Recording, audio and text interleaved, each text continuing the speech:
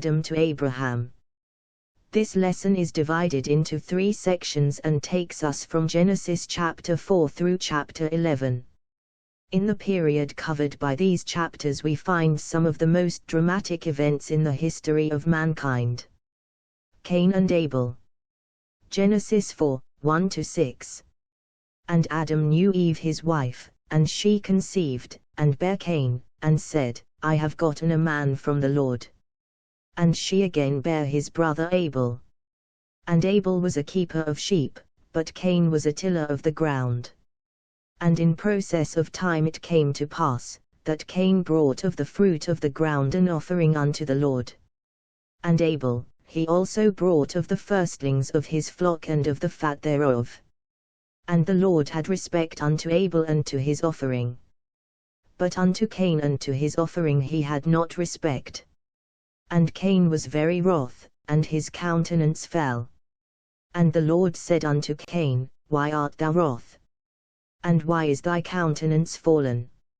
In the first reference we see through the children of Adam and Eve, the conflict between the seed of the serpent and the seed of the woman that would continue through history. VV 3-5 reveal the occupations of Cain and Abel.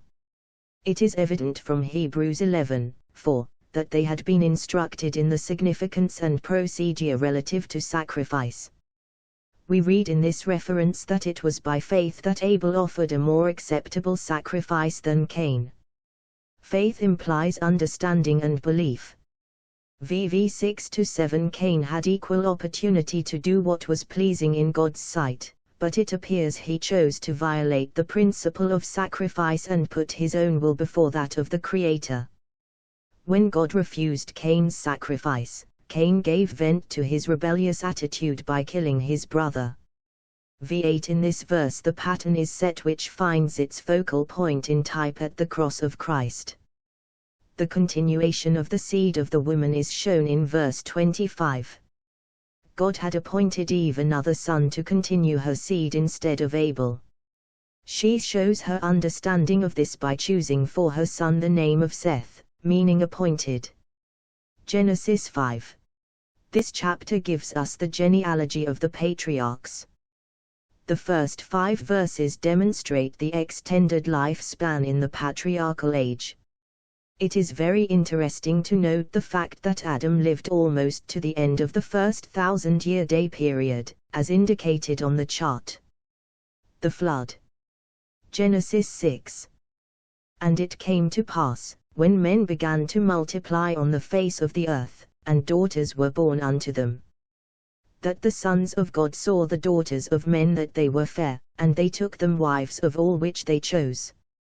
And the Lord said, My spirit shall not always strive with man, for that he also is flesh, yet his days shall be 120 years. There were giants in the earth in those days, and also after that, when the sons of God came in unto the daughters of men, and they bare children to them, the same became mighty men which were of old, men of renown. And God saw that the wickedness of man was great in the earth, and that every imagination of the thoughts of his heart was only evil continually. And it repented the Lord that he had made man on the earth, and it grieved him at his heart. And the Lord said, I will destroy man whom I have created from the face of the earth, both man, and beast, and the creeping thing, and the fowls of the air, for it repenteth me that I have made them. But Noah found grace in the eyes of the Lord. These are the generations of Noah. Noah was a just man and perfect in his generations, and Noah walked with God. And Noah begat 3 sons, Shem, Ham, and Japheth. The earth also was corrupt before God, and the earth was filled with violence. And God looked upon the earth, and, behold, it was corrupt, for all flesh had corrupted his way upon the earth. And God said unto Noah, The end of all flesh is come before me, for the earth is filled with violence through them, and, behold, I will destroy them with the earth. Make thee an ark of gopher wood, rooms shalt thou make in the ark, and shalt pitch it within and without with pitch. And this is the fashion which thou shalt make it of. The length of the ark shall be 300 cubits, the breadth of it 50 cubits, and the height of it 30 cubits. A window shalt thou make to the ark, and in a cubit shalt thou finish it above, and the door of the ark shalt thou set in the side thereof, with lower, second, and third stories shalt thou make it. And, behold, I, even I, do bring a flood of waters upon the earth, to destroy all flesh, wherein is the breath of life, from under heaven, and everything that is in the earth shall die. But with thee will I establish my covenant, and thou shalt come into the ark, thou, and thy sons, and thy wife, and thy sons' wives with thee. And of every living thing of all flesh, 2 of every sort shalt thou bring into the ark, to keep them alive with thee, they shall be male and female.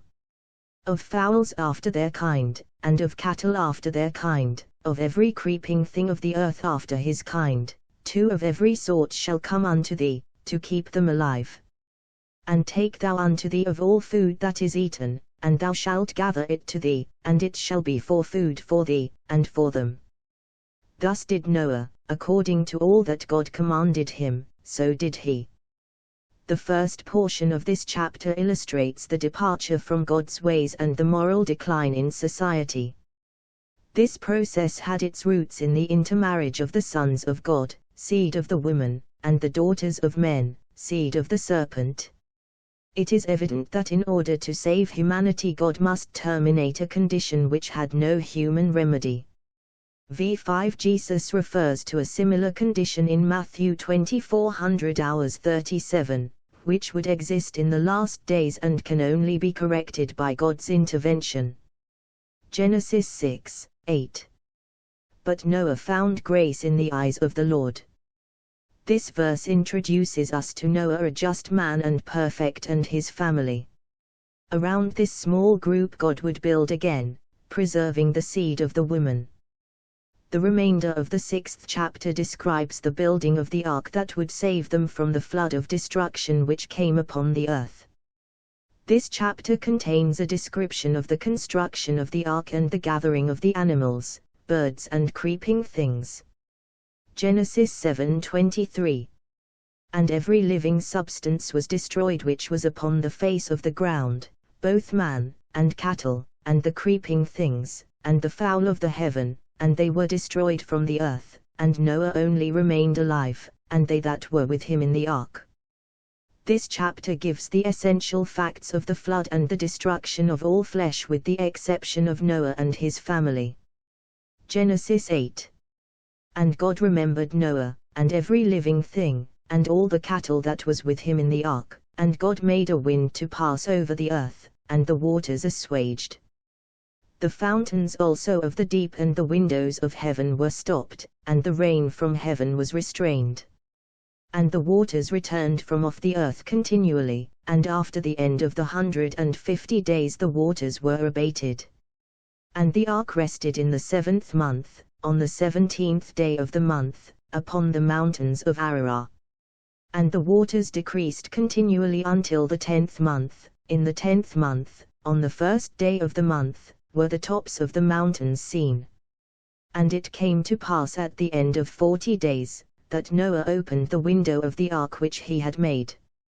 And he sent forth a raven, which went forth to and fro, until the waters were dried up from off the earth. Also he sent forth a dove from him, to see if the waters were abated from off the face of the ground. But the dove found no rest for the sole of her foot, and she returned unto him into the ark, for the waters were on the face of the whole earth. Then he put forth his hand, and took her, and pulled her in unto him into the ark. And he stayed yet other 7 days, and again he sent forth the dove out of the ark. And the dove came into him in the evening, and, lo, in her mouth was an olive leaf plucked off, so Noah knew that the waters were abated from off the earth. And he stayed yet other 7 days, and sent forth the dove, which returned not again unto him any more. And it came to pass in the 601st year, in the 1st month, the 1st day of the month, the waters were dried up from off the earth, and Noah removed the covering of the ark, and looked, and, behold, the face of the ground was dry. And in the 2nd month, on the 27th day of the month, was the earth dried. And God spake unto Noah, saying, Go forth of the ark, thou, and thy wife, and thy sons, and thy sons' wives with thee. Bring forth with thee every living thing that is with thee, of all flesh, both of fowl, and of cattle, and of every creeping thing that creepeth upon the earth, that they may breed abundantly in the earth, and be fruitful, and multiply upon the earth. And Noah went forth, and his sons, and his wife, and his sons' wives with him. Every beast, every creeping thing, and every fowl, and whatsoever creepeth upon the earth, after their kinds, went forth out of the ark. And Noah builded an altar unto the Lord, and took of every clean beast, and of every clean fowl, and offered burnt offerings on the altar. And the Lord smelled a sweet savour, and the Lord said in his heart, I will not again curse the ground any more for man's sake, for the imagination of man's heart is evil from his youth, neither will I again smite any more everything living, as I have done. While the earth remaineth, seed time and harvest, and cold and heat, and summer and winter, and day and night shall not cease. The flood gradually dries up and the ark comes to rest on the mountain of Ararat. Noah and his family are able to stand once more on dry ground. In gratitude, Noah builds an altar and offers a sacrifice unto the Lord. God gives him the assurance that he would never again curse the ground for man's sake. While the earth remaineth, seed time and harvest, and cold and heat and summer and winter, and day and night shall not cease. Genesis 9. And God blessed Noah and his sons, and said unto them, Be fruitful, and multiply, and replenish the earth. And the fear of you and the dread of you shall be upon every beast of the earth, and upon every fowl of the air, upon all that moveth upon the earth, and upon all the fishes of the sea, into your hand are they delivered. Every moving thing that liveth shall be meat for you, even as the green herb have I given you all things. But flesh with the life thereof, which is the blood thereof, shall ye not eat. And surely your blood of your lives will I require, at the hand of every beast will I require it, and at the hand of man, at the hand of every man's brother will I require the life of man. Whoso sheddeth man's blood, by man shall his blood be shed, for in the image of God made he man. And you, be ye fruitful, and multiply, bring forth abundantly in the earth, and multiply therein. And God spake unto Noah, and to his sons with him, saying, And I, behold, I establish my covenant with you, and with your seed after you, and with every living creature that is with you, of the fowl, of the cattle, and of every beast of the earth with you, from all that go out of the ark, to every beast of the earth.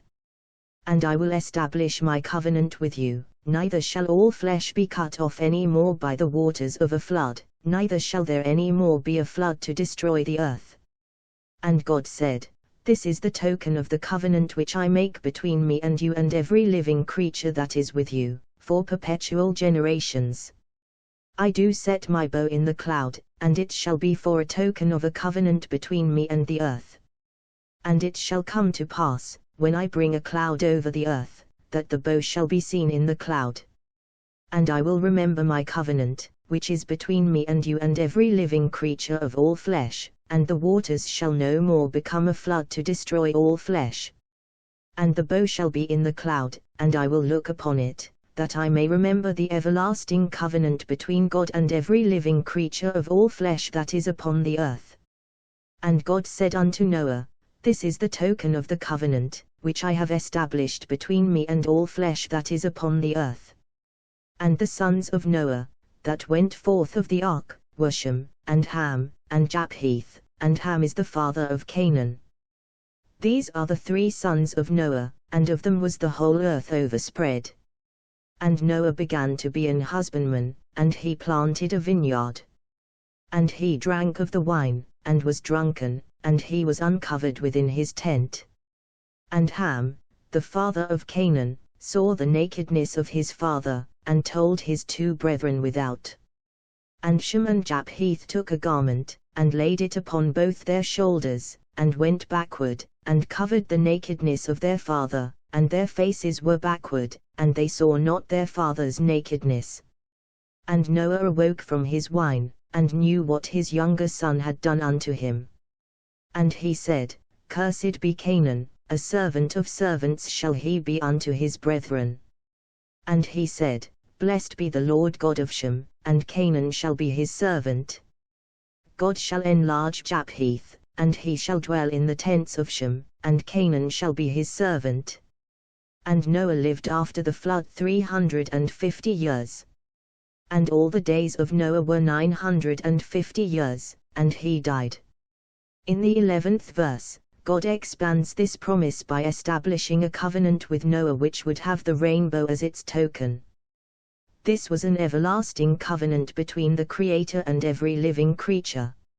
It was God's assurance that there would never again be a flood that would destroy all mankind. Genesis 10.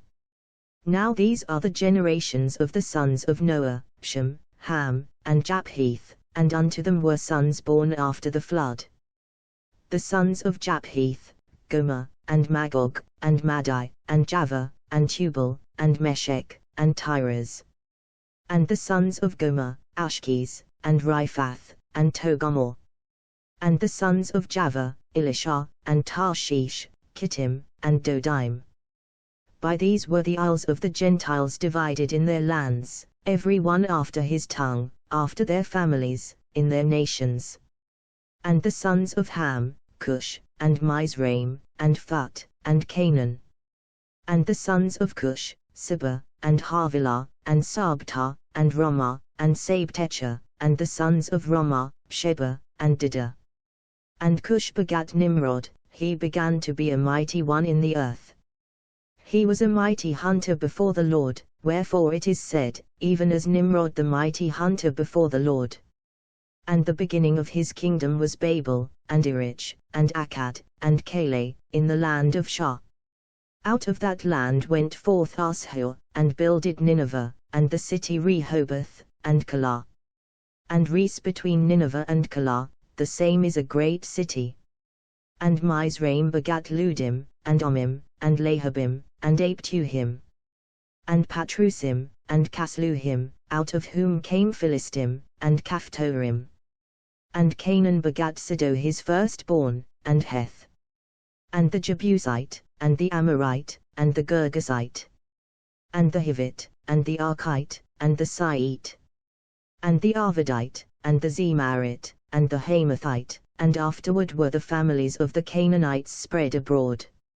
And the border of the Canaanites was from Siddo, as thou comest to Gerar, unto Gaza, as thou goest, unto Sodom, and Gomorrah, and Admah, and Zebwam, even unto Lasha. These are the sons of Ham, after their families, after their tongues, in their countries, and in their nations. Unto Shem also, the father of all the children of Eber, the brother of Japheth the elder, even to him were children born. The children of Shem, Elam, and Ashur, and Arphaxad, and Lud, and Aram. And the children of Aram, Uz, and Hul, and Gether, and Mash. And Arphaxad begat Salah, and Salah begat Eber. And unto Eber were born 2 sons, the name of one was Peleg, for in his days was the earth divided, and his brother's name was Jokta. And Jokta begat Almodad, and Shelif, and Hazarmaveth, and Jerat. And Adoram, and Uzal, and Dikla. And Abel, and Abimael, and Sheba. And Arphi, and Havilah, and Jobab, all these were the sons of Jokta. And their dwelling was from Mesha, as thou goest unto Sephara mount of the east. These are the sons of Shem, after their families, after their tongues, in their lands, after their nations. These are the families of the sons of Noah, after their generations, in their nations, and by these were the nations divided in the earth after the flood. Notice that this chapter shows the development of the generations of the sons of Noah. Once again the earth was repopulated according to God's commandment to be fruitful and multiply. Tower of Babel. Genesis 11. And the whole earth was of one language, and of one speech. And it came to pass, as they journeyed from the east, that they found a plain in the land of Shah, and they dwelt there. And they said one to another, Go to, let us make brick, and burn them thoroughly. And they had brick for stone, and slime had they for mortar. And they said, Go to, let us build us a city and a tower, whose top may reach unto heaven, and let us make us a name, lest we be scattered abroad upon the face of the whole earth. And the Lord came down to see the city and the tower, which the children of men builded. And the Lord said, Behold, the people is one, and they have all one language, and this they begin to do, and now nothing will be restrained from them, which they have imagined to do. Go to, let us go down, and there confound their language, that they may not understand one another's speech. So the Lord scattered them abroad from thence upon the face of all the earth, and they left off to build the city. Therefore is the name of it called Babel, because the Lord did there confound the language of all the earth, and from thence did the Lord scatter them abroad upon the face of all the earth. These are the generations of Shem. Shem was 100 years old, and begat Arphaxad 2 years after the flood. And Shem lived after he begat Arphaxad 500 years, and begat sons and daughters. And Arphaxad lived 35 years, and begat Salah. And Arphaxad lived after he begat Salah 403 years, and begat sons and daughters. And Salah lived 30 years, and begat Eber. And Salah lived after he begat Eber 403 years, and begat sons and daughters. And Eber lived 34 years, and begat Peleg. And Eber lived after he begat Peleg 430 years, and begat sons and daughters. And Peleg lived 30 years, and begat Reu. And Peleg lived after he begat Reu 209 years, and begat sons and daughters. And Reu lived 32 years, and begat Serug. And Reu lived after he begat Serug 207 years, and begat sons and daughters. And Serug lived 30 years, and begat Ahor. And Serug lived after he begat Ahor 200 years, and begat sons and daughters. And Ahor lived 29 years, and begat Terah. And Ahor lived after he begat Terah 119 years, and begat sons and daughters. And Terah lived 70 years, and begat Abram, Ahor, and Hara. Now these are the generations of Terah. Terah begat Abram, Ahor, and Hara, and Hara begat Lot. And Hara died before his father Terah in the land of his nativity, in Ur of the Chaldees. And Abram and Ahor took them wives. The name of Abram's wife was Sarai, and the name of Ahor's wife, Milcah, the daughter of Hara, the father of Milcah, and the father of Iscah. But Sarai was barren, she had no child. And Terah took Abram his son, and Lot the son of Hara his son's son, and Sarai his daughter-in-law, his son Abram's wife, and they went forth with them from Ur of the Chaldees, to go into the land of Canaan, and they came unto Hara, and dwelt there. And the days of Terah were 205 years, and Terah died in Hara. This chapter gives us a description of the form of society that developed after the flood. A great congregation of people migrated from the east to a plain in the land of Shah, Iraq. The memory of the flood seemed to have had a strong influence on the events that took place as related in this chapter. The impulse to build a city and a tower evidently sprang from a desire for safety and from pride in their social system. Pride is one thing that God cannot tolerate. Safety lies not in cities and towers but in obedience to God's laws. Notice how God frustrated their rebellious intent by confounding their language and scattering them abroad upon the face of all the earth. It is significant that the name of their city is called Babel. The margin alternative is confusion. The remaining verses in this chapter give us the generation of Shem, one of Noah's sons. In verse 26 we see the first mention of the name Abram. we end our lesson with the introduction of this man who is to be the father of the race later to be called God's chosen people.